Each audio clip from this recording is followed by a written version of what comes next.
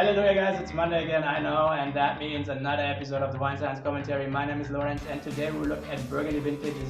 We'll look at the last 55 Burgundy vintages, which were the good ones, which were the bad ones, and which were the climatic conditions that influenced the ratings of these vintages. Very interesting, stay tuned for more, hit the subscribe button, let's dive into it.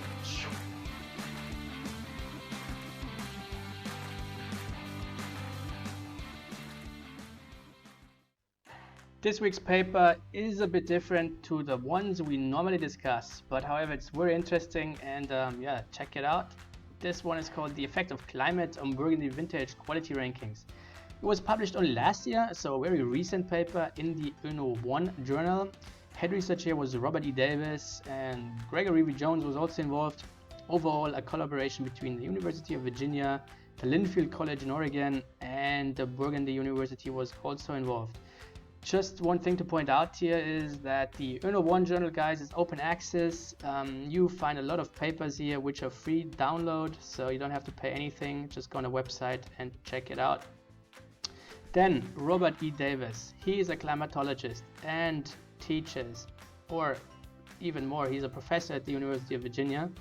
And he says the question everyone should ask is not, is the Earth warming, but how is the warming being felt across the planet? Where is it warming, when, and by how much? It turns out that most of the warming is occurring in the high latitudes in the winter and across the planet at night. Also, Gregory V. Jones was involved. He's a professor at Linfield College in Oregon. He specializes in the study of climate structure and suitability for viticulture and how climate variability and change influence grapevine growth, wine production, and quality. And he holds a BA and PhD from the University of Virginia, where Robert E. Davis also teaches. So that's where they know each other from. And on the website linfield.edu, you find some videos and podcasts from him. So check it out. Back to our paper. So in the introduction, they say that part of the challenge is that quantifying wine quality is difficult given the lack of one universal and widely accepted quality measure that allows for objective assessments.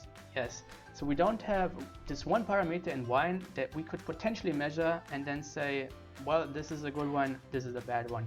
No, we don't have that. Everything is very subjective, and the most objective measurements are often quality and price. But the problem with price is that the price reflects also the age, the rarity, and the reputation of the producer. So sometimes price does not say anything particular about quality. And of course, ratings and prices are often linked. So if you have a high rating, that often leads to a higher price. And that brings me to this guy here, Robert Parker Jr. Who is he?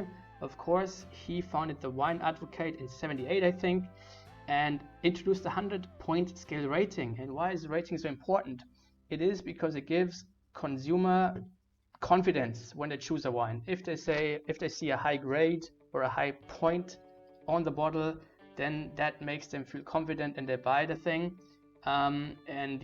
He was one of those guys who started wine ratings, and he became so important with the vintage 82 actually, because he said Bordeaux 82 is a superb vintage. It's much better than the others, and other critics at that time said 82 is it's not very good, it's average, lacks acidity, and so on. But it turned out that 82 was up to date, even one of the best vintages ever, and that's how his career actually started. And now he's retired and is not tasting too much wine anymore, I guess. But he obviously shaped the wine industry quite a bit. Research examining weather and climate relationship on vintage ratings or price has found that they accurately reflect the factors long known to determine wine quality. Jones and Storkman found that warm, dry summers led to higher ratings and prices, although some varieties regions are more sensitive than others. Then von Leuven et al. Observed that red water ratings were never low in years with elevated water deficit related stress from the variation stage to harvest. And that's the point, guys. If you visit a producer in Bordeaux, for instance, they all measure water deficits from the vines starting at ration to harvest, because this is a very good parameter to predict future wine quality. So to add to our knowledge of climate influences on vintage quality, this research examines Burgundy, one of the world's most historic and renowned wine regions. The goal of this paper is to identify those climatic factors that best determine the quality as defined by a consensus ranking of Burgundy vintages for both red and white wines. So guys, what they did is they looked at 55 different vintages. They looked at the climatic conditions. They saw which climatic factors potentially led to a high rating compared to others, and then they draw some conclusions. So we're going to see that in a second. First of all, as I just mentioned, they took ratings from 12 different authoritative wine sources from 1961 to 2015. So for instance, Clive Coates was involved, of course a specialist for Burgundy wines. Decanter ratings were involved, Wine Advocate, Wine Enthusiast, Wine Spectator. So they collected all the ratings for the respective vintages, and then they built a kind of a vintage consensus ranking based on red wines and white wines, starting from high to low. So we see, for instance, the best ranked red Burgundy vintage was 2005, yeah? Then 1990, then on third place 2015, 2009, 2002, and so on. So you see already the higher ranked Burgundy vintages are very similar to the ones in Bordeaux. Bordeaux 2005 was exceptional, 1990, 15, 2009, one of the best ones ever. And then for the white Burgundy wines, we see the best ranked ones over all the rating agencies was 2014, then 1962, 2002, 2010, and 1996. And then if we scroll down here, we see the worst ranked vintages. And obviously you see they are all in the 70s and 80s. So 75, 77, 84, 74, 81. And yeah, some vintages are the same for red and white. So 77, then 84 for instance. And the problem is, it's not really a problem, but they're all in the 70s and 80s. So where is, here it is. So this is again what we see here. We see on the x-axis the year, and on the y-axis the respective rank. So from the 60s to the 70s, we have a lot of good ranked Burgundy vintages, and then from the 70s to 89 we see a lot of bottom ranked vintages, we see a lot of average vintages, but then from 89 onwards, guys, we have all the top vintages. This is what we see here. And now we're gonna look at some climatic factors which led to this high rankings or bad rankings. So this is what is shown here in table 3. We see the variable here, then we see the means over all the 55 vintages, and then we see the means of the top 10 red vintages, and we see the means of the bottom 10 red vintages. What we see here is general that a dry and warm growing season led to a higher ranking or rating. So for instance, if we look at the average temperature over the growing season, this one is a bit elevated in the top vintages compared to the mean values, okay, so 0.4 difference here, whereas in the bottom ranked vintages the average temperature is much lower. And then very important is that the diurnal temperature range, DTR, is much larger in the high ranked vintages and more narrow in the bad ranked vintages. And high diurnal temperature range, as we always read it in books, is very important for wine quality. And why is that? Because obviously you need very warm days, or warm days in general, to accumulate sugar, but you need these cold nights, to maintain your freshness, your acidity, and your flavors. And this is exactly what is displayed here. Then we also see that the total precipitation is less in the good vintage and much higher in the bad vintage. And then what is this here? This is precipitation minus evapotranspiration. So evapotranspiration is the loss of water throughout the soil and the plant, and this value is always negative in Burgundy. That means the wine is always in a constant stress state.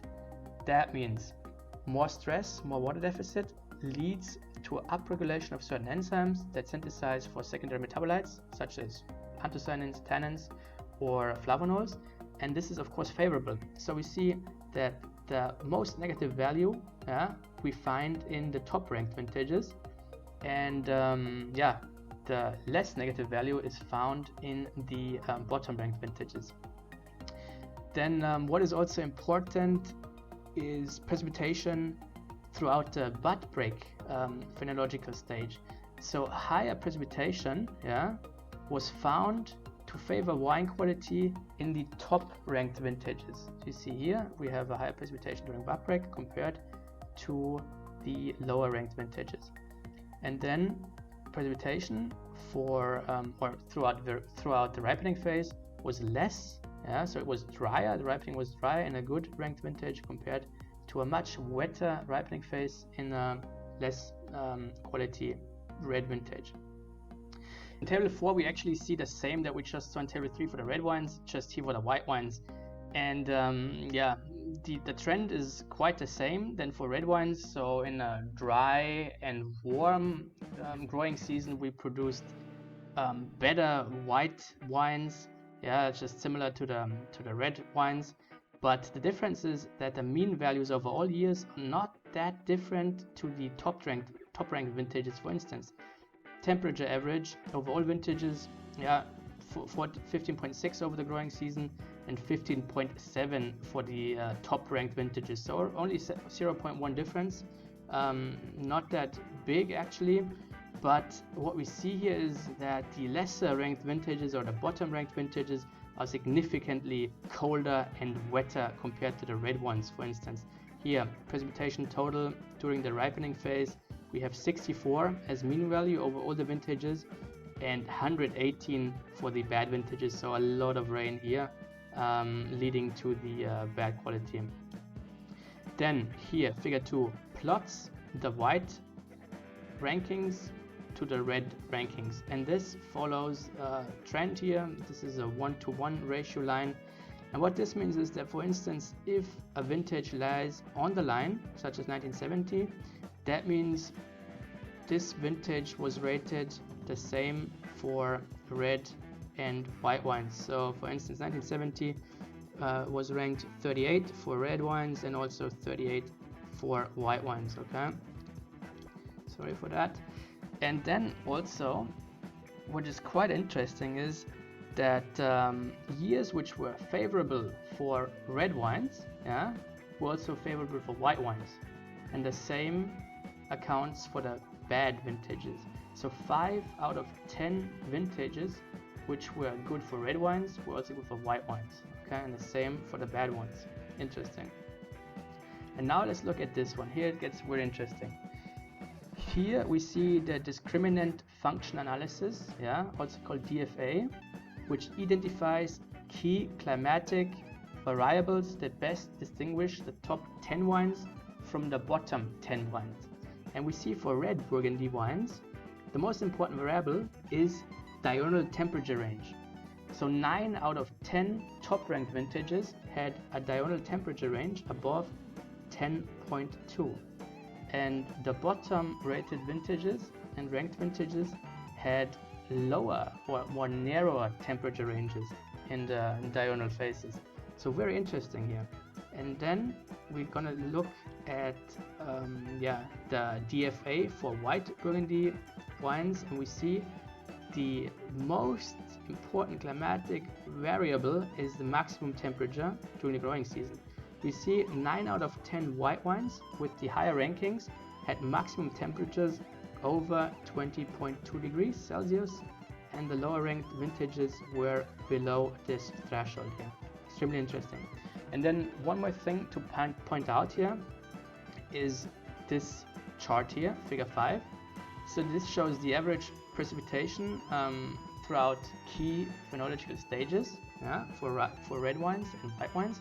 And we see that top ranked vintages for red and white wines, they had a higher precipitation during bud break compared to the lower ranked vintages, and the ripening phase was also drier compared to the lesser ranked vintages. Extremely interesting, as I found. Then let's draw a conclusion here. By carefully monitoring climatic conditions throughout the growing season, it may be possible to better anticipate the likelihood of a great vintage prior to harvest, although suboptimal late season weather can always devastate a promising crop, of course. Good vintages have warm and dry growing seasons that are characterized by a large diurnal temperature range. Then red Burgundy wines benefit from a warm and relatively wet bud break period and warm but dry weather during ripening period. And then in contrast, the climate associated with top white Burgundy wines is not especially unusual, but the poorest ranked vintages are particularly cool and wet. Overall, the best single climatic discriminator between top and bottom ranked red vintages is high diurnal temperature range over the growing season, whereas the best white discriminator is growing season maximum temperature for the white ones. Wine future markets could benefit from carefully tracking daily weather conditions and the vine's phenological stages. Some sources at the end. What's our take-home message here? Clearly we saw that both white and red Burgundy wines, they benefit from a long, dry and warm growing season, compared to, for instance, lower ranked white vintages which were particularly wet and cold. And the most discriminant factor for a good red quality Burgundy wine is diurnal temperature range. So the larger this diurnal temperature range was, the higher the ranking was, whereas poor rated vintages had a very narrow gap, so to speak. And the most important factor influencing quality for white was temperature maximum over the growing season.